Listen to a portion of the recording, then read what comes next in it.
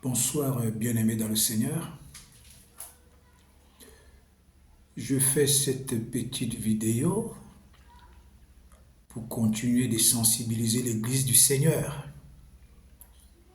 C'est ma mission de vous sensibiliser. C'est ma mission de vous sensibiliser. Ézéchiel 33, à partir du verset 1 jusqu'à la fin. Mon rôle, c'est de vous sensibiliser. Mon rôle, c'est d'attirer votre attention. Mon rôle, c'est de déclarer des choses. Je n'ai pas pour habitude de citer les noms.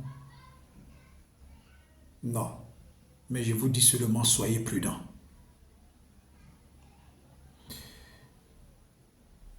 Je vais lire une portion de l'Écriture dans Matthieu 4. Matthieu 4, du verset 1 au verset 11. Mais je vais lire le verset 9 à 11. Vous allez lire à la maison pendant vos moments de méditation. Alléluia. Ok, le verset 9 dit ceci. Le verset 9 dit ceci jusqu'à 11. Et lui dit, je te donnerai toutes ces choses si tu te prosternes et m'adores. Donc c'est Satan qui propose ces choses à Jésus. Le verset 10, alors le diable le laissa. Non, le verset 10, Jésus lui dit, retire-toi, Satan, car il est écrit, tu adoreras le Seigneur ton Dieu et tu le serviras lui seul. Le verset 11 dit, alors le diable le laissa et voici, des anges vinrent auprès de Jésus et le servaient. Bien-aimés, quand nous lisons ce texte de Matthieu 4, du verset 1 au verset 11, mais moi j'ai pris le soin de lire à partir du verset 9 jusqu'à 11, nous voyons que le diable a proposé des choses à Jésus. Il lui a proposé les choses matérielles. Il lui a proposé les choses pas d'une grande valeur. Il a vu que Jésus a tenu ferme. Maintenant, il passe à la vitesse supérieure. Il propose à Jésus quoi? La gloire des royaumes. La gloire des royaumes. Et il dit, si tu te prosternes et m'adores, je te donne la gloire de tous ces royaumes. C'est ce que Satan fait avec nous. Mais je voudrais te dire en continuant que quand tu lis le verset 11, tu vois que Jésus a tenu ferme jusqu'à la fin. Satan a vu que Jésus a tenu ferme et Satan a fui. Il s'en est allé. Et la Bible dit quoi? La Bible dit que Dieu a envoyé des anges servir et louer Jésus. C'est ce qui nous arrive, bien-aimés.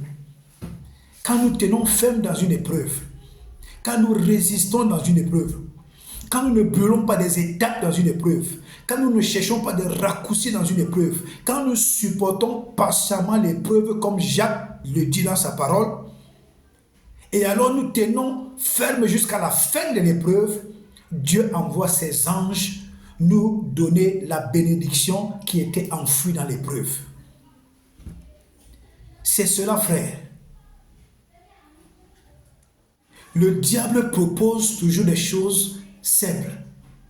Quand il sait que tu mènes une vie de sainteté, il sait que tu mènes une vie de vérité, il sait que tu fais des efforts pour t'en sortir du péché, il sait que tu fais des efforts, tu cries au Saint-Esprit pour qu'il te libère des servitudes de Satan. Satan va toujours venir te proposer des choses simples. Et après, quand il voit que tu résistes, il vient te proposer quoi? Le sexe. C'est par là qu'il tient beaucoup de chrétiens. C'est par là qu'il tient beaucoup de chrétiennes. C'est par là qu'il tient beaucoup de pasteurs. C'est par là qu'il tient beaucoup de prophètes. C'est par là qu'il tient beaucoup de servants de Dieu. C'est par là qu'il tient beaucoup de choristes. C'est par là qu'il tient beaucoup de choristes. C'est pas le sexe. Quand le diable t'a déjà proposé la mendicité, tu as refusé. Il t'a proposé d'aller te prosterner, tu as refusé. Il t'a proposé, tu as refusé. Il passe à la vitesse supérieure. Il commence à te donner les envies du sexe. Parce qu'il sait que là, l'homme faiblit vite. Il te montre une sœur qui est belle. Il te montre les rondeurs de la sœur. Il commence à te faire miroiter.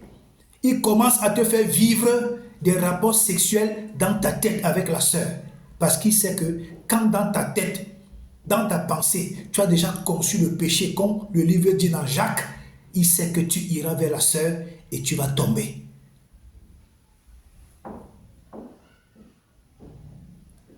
Satan prend tout son temps. Satan joue avec l'homme depuis le jardin d'Éden. Satan joue avec l'homme depuis Adam et Ève. Donc l'homme n'impressionne pas Satan. Satan prend tout son temps. Satan prend tout son temps. Satan prend tout son temps. C'est pourquoi des frères qui ont connu des femmes avant, des sœurs qui ont connu des femmes avant, c'est important de faire des cures d'âme. C'est important de faire des cures d'âme. De vous détacher totalement de cette personne. Parce que quand vous n'êtes pas à côté de ces gens-là, vous croyez que vous êtes fort, vous croyez que vous êtes forte.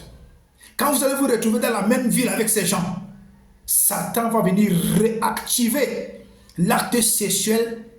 Satan va venir réactiver les désirs sexuels envers cet homme ou envers cette femme. Et après un rendez-vous, 2 rendez-vous, dès que tu réponds à ce rendez-vous, sois-en sûr que tu vas pécher. La meilleure façon, c'est de ne jamais répondre au rendez-vous d'un ex-copain ou d'une ex-copine. Quand tu réponds déjà à ces rendez-vous, quand tu pars déjà à ces rendez-vous, laisse-moi te dire, mon frère, tu vas baisser ton caleçon. Laisse-moi te dire, ma soeur, tu vas baisser ton caleçon. C'est pourquoi le Seigneur dit dans sa parole, l'homme prudent voit le mal venir de loin et il fuit.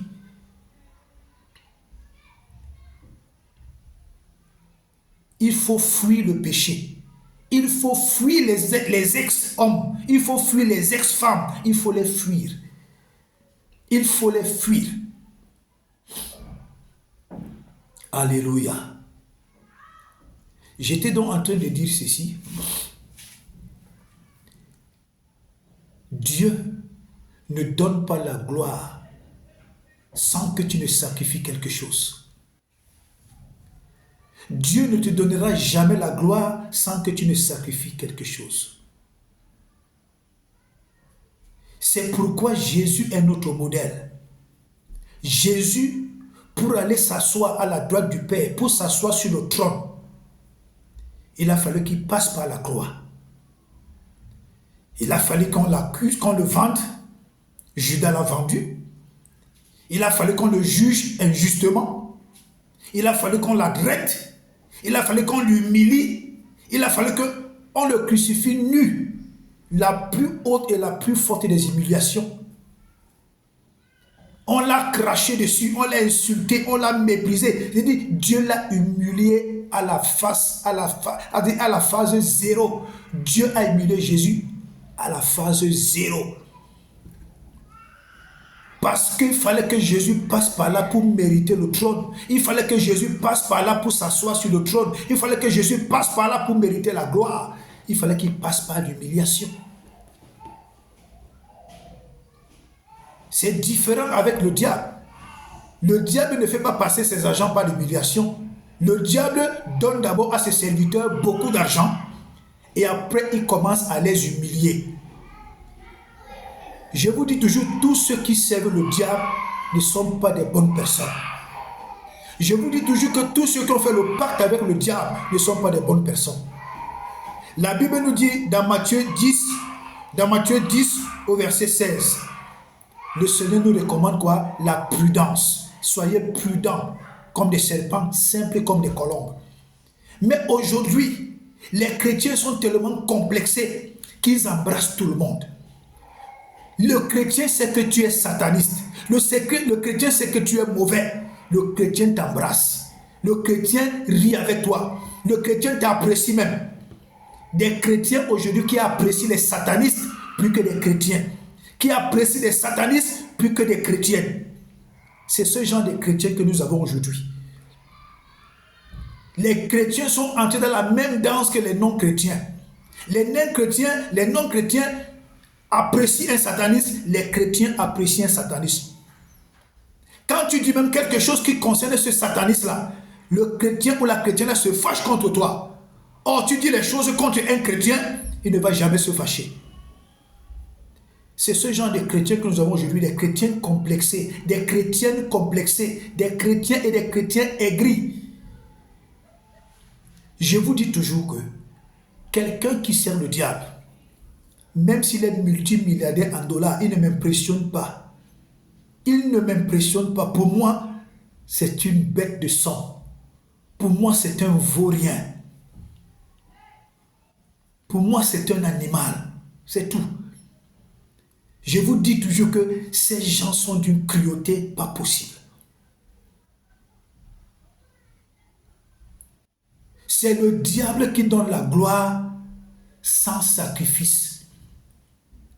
Après donc, il commence à te demander des sacrifices. C'est le diable qui donne la gloire sans t'humilier. C'est après donc que tu acceptes la gloire qu'il commence à t'humilier. Il t'envoie coucher avec ta mère, il t'envoie coucher avec ton père, il t'envoie coucher tes frères, que ce soit les hommes ou les femmes. Les hommes couchent avec leurs frères qui sont des hommes. Les femmes couchent avec leurs frères. Il t'envoie coucher avec tes enfants, il t'envoie coucher avec tes nièces, il t'envoie coucher avec des fous, avec des folles. C'est le travail du diable là-bas. Tous ces gens que vous appréciez là, qui sont des satanistes, qui ont de l'argent aujourd'hui, vous ne savez pas de quel sang ces gens se nourrissent. Ce sont des poubelles. Ces gens, ce sont des poubelles. Vous les voyez, ils sont bien habillés. Vous les voyez, ils sont bien souriants. Mais si je vous dis que ce sont des poubelles. Ce sont des poubelles. Tous ceux qui, spirituellement, ne sont pas en Christ et ne sont pas passés par une vie profonde de prière, ce sont des poubelles. Je vous dis ces choses en tant que pasteur, je vous dis la vérité. Même des chrétiens, des chrétiennes, des pasteurs, des serviteurs de Dieu, des servants de Dieu, étant dans le Seigneur, qui n'ont pas une vie vraiment de prière accentuée, profonde, qui n'ont pas une vie de sacrifice, de consécration, de communion avec Dieu, qui ne sont pas passés, je peux dire aussi, par une profonde cure d'âme, un profond travail spirituel. Je vous dis que ce sont des poubelles. Je vous dis la vérité en tant que pasteur. Je vous dis ce sont des poubelles. Aucun serviteur de Satan n'est bon. Ce sont des poubelles. Je le dis aux chrétiens, je le dis à certains pasteurs qui sont complexés. Un serviteur du diable, c'est le diable, jusqu'à ce qu'il puisse se repentir véritablement. Je vous dis toujours qu'il y a un degré de satanisme que quand quelqu'un l'a atteint, il ne peut plus se repentir. Il ne peut pas se repentir. C'est le diable incarné. Quand ce genre de personne vous dit même que je me suis repenti, je suis en Christ, non. Ne croyez pas. Ne croyez pas. Les serviteurs du diable ont cette capacité qu'ils savent faire des choses d'une manière subtile, comme leur maître le diable, comme leur maître le serpent. Vous ne pouvez pas vous lever le matin, vous dites que telle personne est déjà en Christ, telle personne est déjà dans le Seigneur. Moi, je vais vous dire, vous vous trompez. Ces gars, ces personnes, femmes comme hommes, ils ont cette subtilité de pouvoir tromper les gens. Il s'infiltre et il commence à détruire à l'intérieur. Quand vous voyez un sataniste partir dans une église, on lui impose les mains, on prie pour lui, sans passer par une repentance, sachez que ce pasteur-là est également sataniste.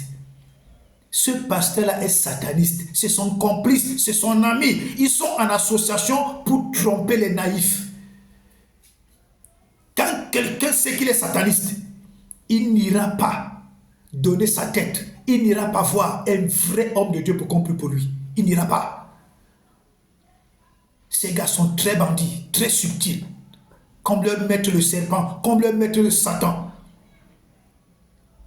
Je disais donc que Dieu, lui, avant de te donner la gloire, avant que Dieu te donne l'élévation, la gloire, la promotion, il te fait d'abord passer par l'humiliation.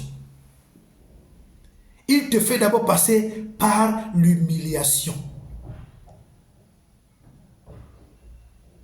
Oui, mon frère. Dieu te fait d'abord passer par l'humiliation. Parce que dans l'humiliation, il te donne du discernement.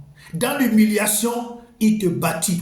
Dans l'humiliation, il bâtit ton homme intérieur. Dans l'humiliation, il te forge le caractère que lui, Dieu, il veut. Dans l'humiliation, il te permet de voir qui tu vas marcher demain, avec qui tu marcheras demain, avec qui tu vas avancer demain, avec qui tu pourras bâtir demain. Dans l'humiliation, il te permet de voir qui est vraiment avec toi, qui n'est pas avec toi, pour que demain, tu n'embrasses pas n'importe qui. C'est pourquoi Salomon a dit, il y a un temps pour pleurer, il y a un temps pour rire.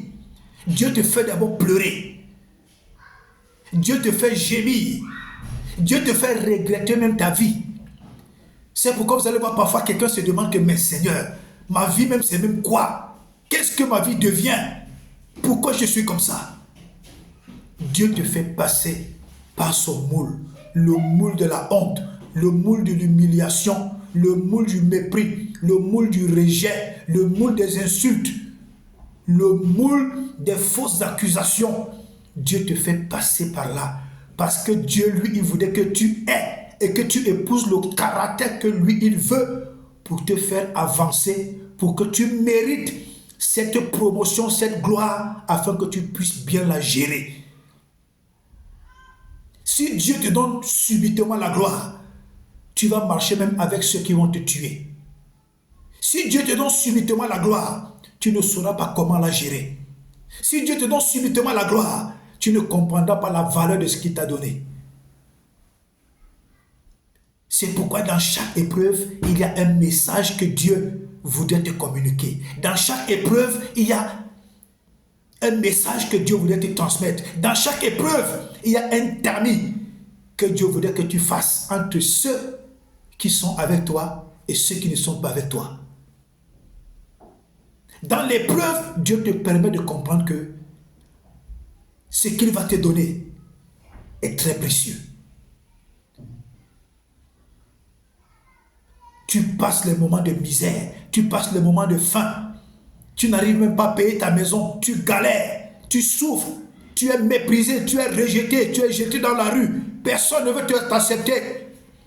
Dieu se rassure que l'humiliation soit à la phase zéro, comme il a fait avec Jésus à la croix. Jésus a été crucifié nu. Et parmi les Juifs, c'est la plus honteuse des humiliations. Dieu te fait passer par là. Parce que quand demain, il va te donner de l'argent, que tu saches bien gérer l'argent. Dieu te fait passer par des maladies graves. Parce qu'il sait que quand il va te donner la santé, tu sauras que la santé est précieuse.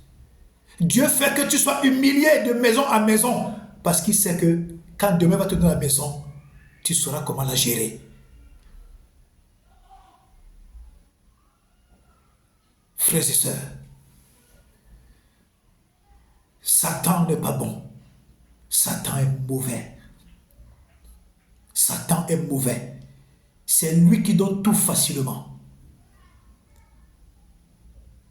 Il te donne d'abord la rose, après il te fait subir la croix.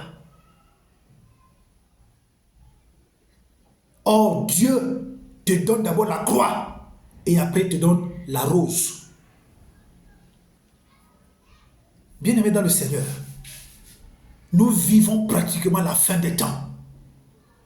Je vous dis que nous vivons pratiquement la fin des temps. C'est pourquoi je vous conseille toujours de lire Matthieu 24. Tous les jours quand vous vous levez, lisez Matthieu 24 du verset 1 au verset 44. Méditez. Le monde dans lequel nous sommes ne va plus se moderniser. Ne rêvez pas. Ne rêvez pas. Ce que Dieu a dit, c'est ce qui va s'accomplir. Ce monde va aller de mal en pire. La méchanceté, la cruauté, le crime, le mal, les injustices, les tueries, les trafics, même dans les hôpitaux, partout, le mal va aller croissant. Tout ça est écrit dans Matthieu 24. Maintenant, le Seigneur nous dit, au verset 15, que celui qui persévérera jusqu'à la fin, c'est lui qui sera sauvé. Donc, c'est-à-dire que celui qui va persévérer en Christ, celui qui va éviter le mal, celui qui va fuir le péché, celui qui va éviter les injustices, celui qui va faire pour vivre une véritable vie de sainteté, il va faire des efforts pour vivre dans la sainteté. C'est celui-là qui sera sauvé. C'est celui-là que les calamités vont esquiver. C'est celui-là que les virus vont esquiver. C'est celui-là que les maladies vont esquiver. C'est celui-là que les crimes vont esquiver. C'est celui-là que les œuvres du diable vont esquiver parce qu'il a persévéré jusqu'à la fin. Mon frère, ma soeur, j'ai écouté des vidéos qui circulent dans la toile.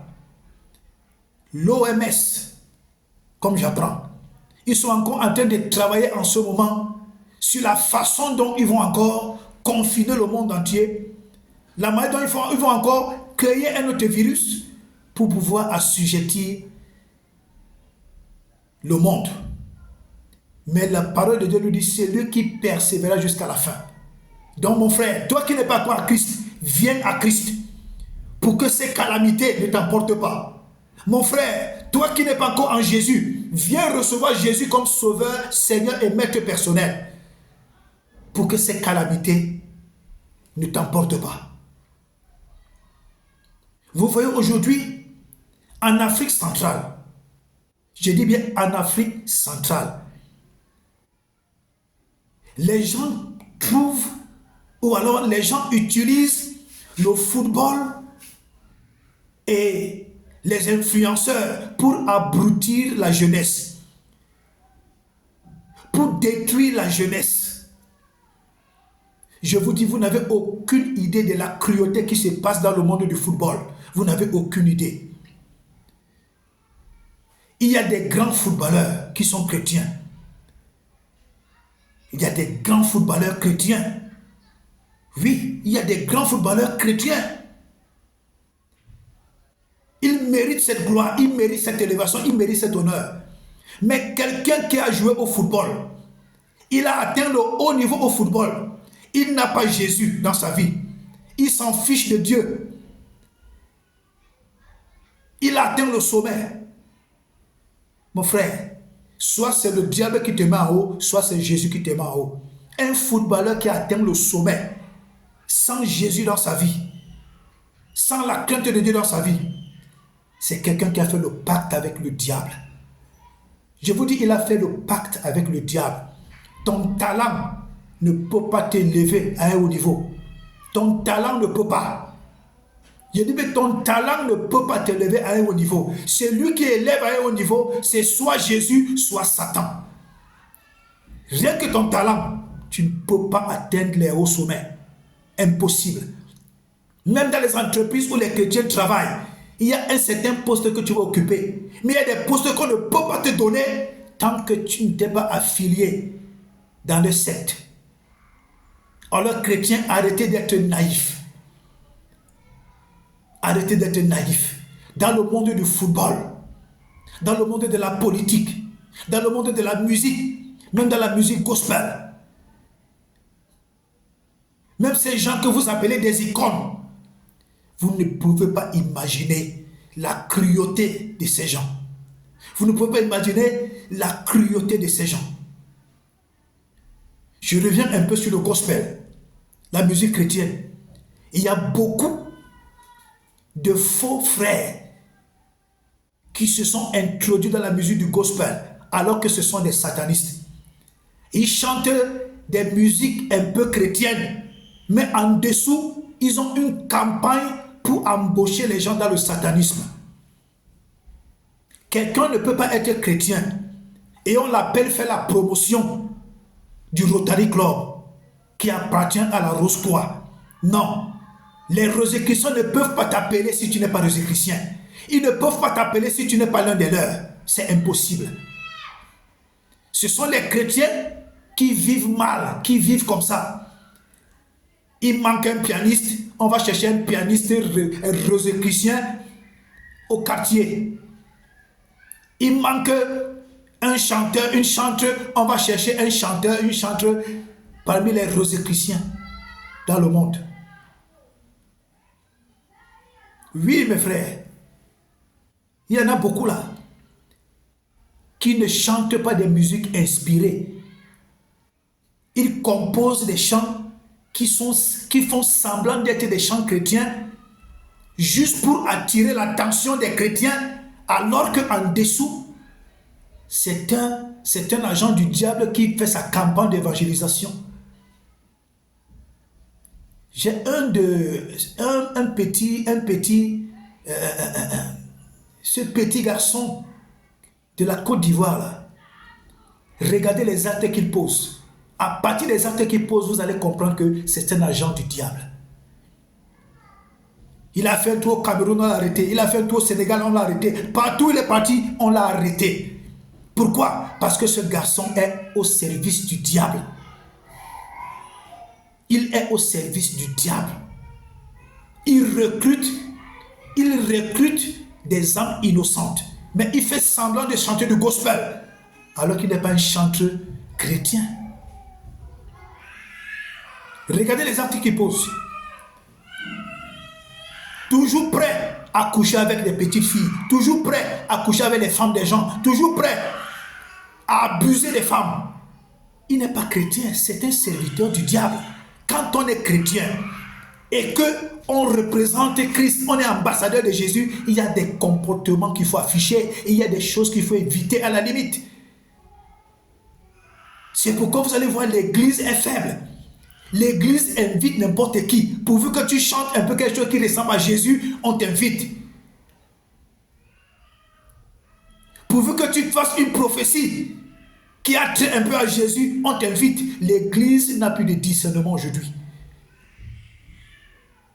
Je vous dis, dans l'église, dans le corps de Christ, s'il y a 100 pasteurs dans le corps de Christ, 99 sont des satanistes.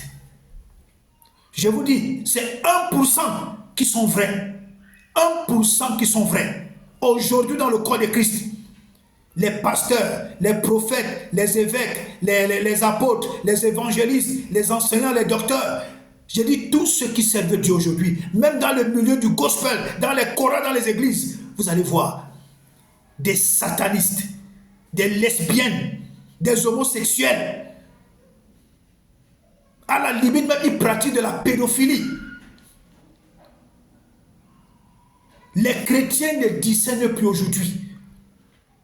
Je vous dis, aujourd'hui dans le corps de Christ, s'il y a 100 chrétiens, s'il y a 100 pasteurs, s'il y a 100 serviteurs de Dieu, s'il y a 100 prophètes, je vous dis que s'il y a 100 apôtres, je vous dis, 99 sont des satanistes, des rosicruciens, des francs-maçons qui pratiquent, d'autres pratiquent la magie du Bénin, d'autres pratiquent la maïkari. Mais ils sont là, infiltrés dans l'église. Ils imposent les mains aux chrétiens, ils imposent les mains aux pasteurs, ils imposent les mains à des couples, alors que ce sont des satanistes. Si tu donnes ta tête à un pasteur pour qu'il t'impose la main, tu donnes ta tête à un prophète pour qu'il t'impose la main, tu vas payer au prix de ta vie. Tu vas payer au prix de ta vie. Vous allez voir des pasteurs, des prophètes, des évêques, j'ai dit des serviteurs du diable en puissance. Le miracle ne veut pas dire que Jésus est là-bas. Faire des miracles ne veut pas dire que Jésus est là. La Bible dit, je crois dans Thessaloniciens, que même le diable fait des miracles au point de séduire même les élus. Le miracle ne veut pas dire que Jésus est là. Le miracle ne voudrait pas dire que Jésus est là. Mais aujourd'hui, les chrétiens sont tellement naïfs, tellement bêtes, tellement envoûtés. Ils ont tellement de la force de s'occuper des choses inutiles.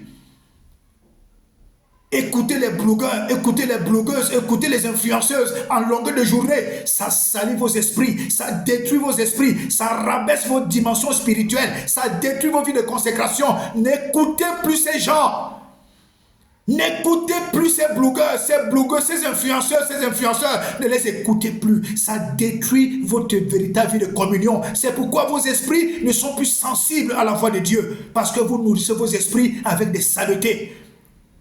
Vous nourrissez vos esprits avec des commérages, des ondits. Les gens qui passent le temps à parler de la vie des gens, c'est ce qui vous plaît. Vous ne pouvez plus écouter des messages. Mais les choses des bloqueuses, des bêtises qui viennent détruire votre communion avec Dieu, vous pouvez écouter ça en longueur de journée. Arrêtez ça, chrétiens, chrétiennes, enfants de Dieu, arrêtez ça. Je disais donc aujourd'hui dans l'église, c'est mauvais. C'est mauvais. Ces soi-disant hommes de Dieu, puis je dis, chrétiens, vous êtes comment?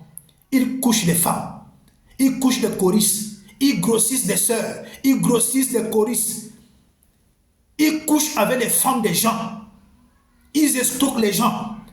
Mais vous continuez de partir là-bas, vous êtes possédés, vous êtes envoûtés. Vous connaissez leur vie.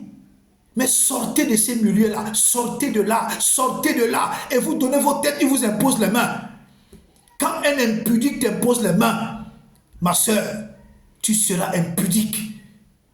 J'ai dit que ma soeur, tu vas commencer à commettre le péché de l'impudicité. Quand un homme de Dieu vit dans l'adultère, il t'impose la main. Mon frère, ma soeur, ce n'est qu'une question de temps. Tu vas vivre dans l'adultère. J'ai dit, tu vas vivre dans l'adultère. Quand un homme de Dieu a des mauvais mobiles dans sa tête, c'est un bandit. Il t'impose la main. Mon frère, ma soeur, laisse-moi te dire, tu seras malhonnête, ce n'est qu'une question de temps. Quand un homme de Dieu n'a que les mobiles de divorce dans son cœur, lui-même il a déjà divorcé une fois, deux fois, trois fois, quatre fois, cinq fois, il t'impose la main. Mon frère, ma soeur, ce n'est qu'une question de temps. Si tu es marié, tu seras menacé par les esprits de divorce. Et si tu n'es pas encore marié, quand tu vas te marier, tu vas divorcer. Ou alors tu seras menacé par les esprits de divorce. Ne donnez pas vos têtes à n'importe qui. Tu vois un révérend pasteur qui a une vie de sainteté, d'honnêteté. Parce qu'il veut supplier, je ne sais quoi, il va donner sa tête à quelqu'un qui n'a pas son grade spirituel. Hein? C'est pareil pour les femmes révérentes. Elles prennent leur tête et elles vont donner à des gens qui n'ont pas leur grade spirituel. C'est la fausse humilité. C'est la fausse humilité. Il faut arrêter ça. Arrêtez ça. Aujourd'hui, dans le corps de Christ, c'est dangereux. C'est dangereux. Que Dieu maudisse tous ces hommes de Dieu là qui passent le temps à coucher avec les femmes des gens, à grossir les chrétiennes, à grossir les choristes, à les faire avorter, à briser les foyers. Que Dieu vous maudisse jusqu'à la racine.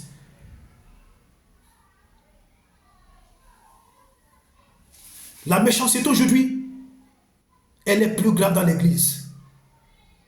On trouve des hommes méchants. Aujourd'hui, le diable a mis ses pions dans presque tous nos systèmes.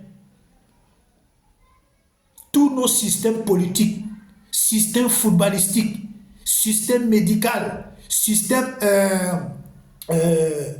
musical, système professionnel. Je vous dis que le diable s'est rassuré de mettre ses pions partout. Et quand un serviteur du diable a l'autorité quelque part, il impose l'autorité du diable à cet endroit-là. Si vous avez un serviteur du diable qui est président, disons président d'une nation, président d'une fédération de football, président d'une association quelconque, et que celui-là est homosexuel, laissez-moi vous dire que l'endroit où il est comme chef, c'est un club des homosexuels. C'est son mandat, c'est son contrat qu'il doit remplir avec Satan. Si celle-là est lesbienne, laissez-moi vous dire que l'endroit où elle a des responsabilités, la société ou bien cet endroit-là sera un club de lesbiennes. C'est son mandat qu'elle doit remplir avec le diable. Si celui-là est un buveur de sang, une sangsue, un tueur, laissez-moi vous dire que son règne sera un règne de tuerie. Ces gens ne font rien pour rien. Les chrétiens voient et ils pensent que c'est de la blague. Les chrétiens voient tout ça et ils pensent que c'est du jeu. C'est pourquoi je vous dis toujours, je ne vais jamais apprécier un sataniste. Je ne vais jamais apprécier un serviteur du diable. Fût-il un bon politicien, fût-il une icône de football, fût-il une icône de la musique, fût-il une icône ou quoi que ce soit, je ne vais jamais les apprécier. Parce que le Seigneur m'a permis de comprendre et de voir le degré de cruauté de ces gens. Ces gens sont d'une cruauté, au-delà même de la cruauté de Satan. Si des gens ont cette force et cette capacité de violer des bébés, je dis de violer des bébés, d'arrêter des jeunes, ouvrir leurs veines étant vivants et boire leur sang étant vivants. Vous pouvez imaginer le degré de cruauté de ces gens. Je vous dis toujours, ces gens-là, ne les voyez pas rire comme ça, là. Ils sont d'une cruauté pas possible. Je vous dis, si quelqu'un a atteint la gloire, le haut sommet, sans Jésus dans sa vie, cette personne est mauvaise. Cette personne est dangereuse. Cette personne fait tellement de mauvaises choses que vous n'avez aucune idée. C'est le sacrifice de quelque chose qui te donne la gloire. Celui qui est en Christ, le sacrifice que tu payes dans les épreuves, dans la honte, dans les difficultés, dans la persévérance, dans ta foi, c'est ça qui fait que Dieu te donne la gloire. Celui qui est avec le Satan, c'est le sacrifice humain. Le sang qu'il verse, les vies qu'il détruit, les hommes et les femmes lesbiennes, les hommes homosexuels, ceux qui pratiquent la pédophilie, c'est toutes ces choses-là qui font en ce qu'ils aspirent les énergies, ils aspirent les vies des gens, ils détruisent les vies des gens, et c'est ça qui fait que Satan leur donne la gloire. Il n'y a pas de gloire seulement parce que tu es talentueux, ne te trompe pas. Le talent, ça ne veut rien dire. Le talent, c'est bon. Mais ce n'est pas le talent qui te donne la gloire. Le talent va te donner juste un petit niveau de vie. Mais la gloire, c'est soit Jésus qui la donne, soit Satan qui la donne. C'est pourquoi Satan a pris le soin de faire cette proposition à Jésus dans Matthieu 4, au verset 9. Prosterne-toi et m'adore, je te donne la gloire de tous ces royaumes. Donc, Satan savait qu'en dehors de lui, seul Jésus peut également donner la gloire. Donc il y a deux personnes qui sont qualifiées à donner les gens la gloire. Il y a Satan et il y a Jésus-Christ le Tout-Puissant. Il n'y a pas de neutre. Que quelqu'un ne vous dise pas que parce que j'ai beaucoup fréquenté, parce que je suis trop talentueux, c'est pourquoi j'ai été hissé à un haut niveau. Non, tu vas voir juste un niveau là. Mais pour avoir le haut niveau, soit tu as Jésus, soit tu as Satan. Chrétiens, arrêtez d'être naïfs. N'embrassez pas n'importe qui. Beaucoup de gens sont venus comme ça. Étant du monde, étant satanistes, ils sont venus. Ils ont fait semblant d'accepter Jésus. Ils ont accompli leur mission. Après, ils sont rentrés dans le monde. Ils ont commencé à attirer beaucoup de chrétiens vers eux. Le chrétien est la personne la plus naïve. Le chrétien est tellement naïf, on dirait que quand tu donnes ta vie à Jésus, ton cerveau voyage. Or, le chrétien devait être la personne la plus calme, la plus maîtrisée, avec la maîtrise de soi, la personne qui ne va pas n'importe qui ne va pas vers n'importe qui. Voilà. La personne qui ne choisit pas n'importe quoi, la personne qui a une vie digne, une vie respectable, même si pour l'instant c'est pour son vide, mais la personne a une vie qu'elle-même respecte d'abord sa propre vie. Si tu ne respectes pas ta propre vie en tant que chrétien, ce ne sont pas les autres qui vont te respecter. C'est pourquoi moi je m'en fiche pas mal. Quand tu es sataniste et que tu t'es fait de l'argent sur le sang des innocents, sur le sang des gens, sur le sang des familles, tu as fait pleurer des familles, tu as fait gémir des familles, tu as fait pleurer des femmes, tu as fait pleurer les hommes, tu as fait pleurer les familles parce que tu leur as arraché des enfants, des âmes. Tu leur as fait souffrir. Et tu crois que moi je vais venir t'apprécier? Je ne suis pas complexé. Je suis loin d'être complexé. Et personne ne peut m'amener à être complexé. Même Bill Gates ne peut pas m'amener à être complexé.